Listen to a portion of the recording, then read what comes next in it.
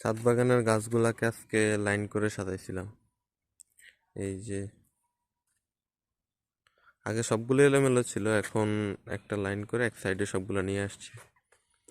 এটা বাড়িওয়ান মালটা, এটা লেবু, এটা থাই জাম্বুরা, এটা ব্যানানা ম্যাঙ্গো, এটা হচ্ছে ভিয়েতনামি মালটা, এটাও ব্যানানা ম্যাঙ্গো, এটা কমলা, আমরুপালি আম, এটাও কমলা, আর এটা হচ্ছে বাড়িওয়ান মালটা, এটা হলুদ মালটা বলে আর কি, এটা হলুদ মালটা গাছ, এটাও কমলা গাছ। তো এই যে, আর এটা হচ্ছে আপনার সূর্য ডিম যে আমটাকে বলা হয়, এটা সূর্য ডিম আম গাছ। এইভাবে।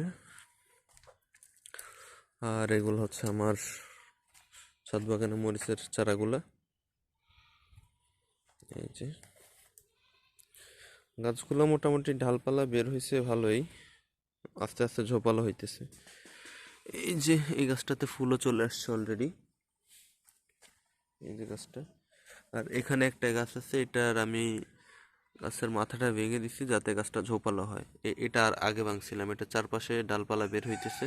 এই যে, এই যে আরো আছে এখানে প্রায় 30-35টার মতো গাছ আছে, মরিচি গাছ আর কি। আর এটা হচ্ছে একটা কুমড়োর চারা লাগাইছি এখানে। এই যে একটা সাইড থেকে আমার ছাদ বাগান, এইদিকে মরিচ গাছ, এদিকে অন্য গাছ। আগে পুরো ছাদ জুড়ে ছিল, সবগুলো এলোমেলো ছিল, এখন সবগুলাকে একটা সাইডে নিয়ে আসছি। এই যে আরেকদিন নিচের ফল বাগানটা পুরো দেখাবো, আজকে এতটুকুই থাক।